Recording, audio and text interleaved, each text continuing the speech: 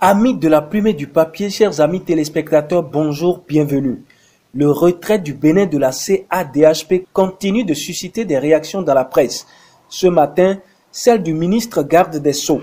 En manchette du quotidien du service public, les raisons du retrait du Bénin sont évoquées. Le Canard explique que c'est pour faire taire les procès d'intention et expliquer cette décision du gouvernement béninois que le ministre de la Justice et de la Législation, Maxime Séverin Quenome, a fait une déclaration ce lundi. Au cours de la dite déclaration, le Télégramme nous apprend que le garde des Sceaux a évoqué les vraies raisons du retrait du Bénin de sa déclaration facultative d'acceptation de compétences de la juridiction de la CADHP. Le matinal au regard des raisons publie ce matin que le gouvernement ne fléchit pas quand le ministre Séverin Quenome éclaire l'opinion publique. C'est grave que l'État dise qu'une décision de justice ne l'engage pas. Affiche en manchette Matin libre. Pour le journal, le garde des Sceaux tente de se justifier face à ce méli-mélo à ce que le Canard de Ménotin appelle déviance de la CADHP. Fraternité nous informe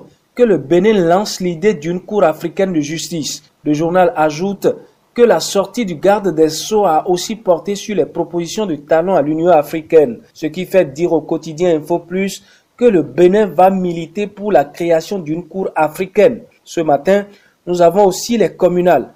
Révéler le potentiel de la jeunesse, c'est l'objectif de l'UDBN pour les prochaines communales, écrit ce matin le Béninois libéré. Le journal détaille que sur la liste de candidatures du parti, confiance a été faite aux jeunes, des enseignants, des artisans, des étudiants, des comptables, des juristes, des producteurs et autres dont l'âge varie entre 20 et 40 ans. Le matinal de renchérit que l'UDBN mise sur la jeunesse.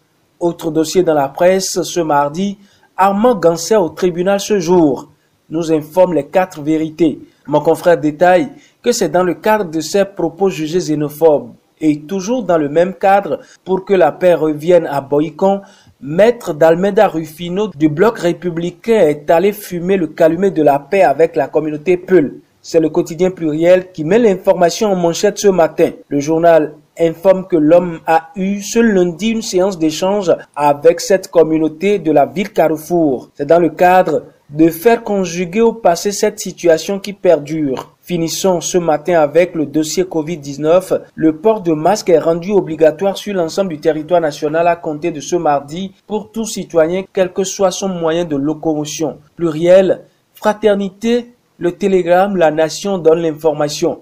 Émergence Info d'ajouter que la répression démarre ce même jour. Pendant ce temps, les dons se poursuivent. La CCEI Bank offre une enveloppe de 5 millions, écrit Pluriel ce matin. La réouverture de l'école maintenue au 11 mai, publie Info Plus. Face à la menace, la FESENSEN CGTB veut savoir les dispositions prises par le gouvernement à la une du quotidien Matin Libre. La COSI Bénin propose pour sa part 5 grandes mesures au gouvernement, informe le même journal. C'est sur ces informations que se referme la revue de presse ce mardi. Merci à chacun et à tous. Au revoir et à demain.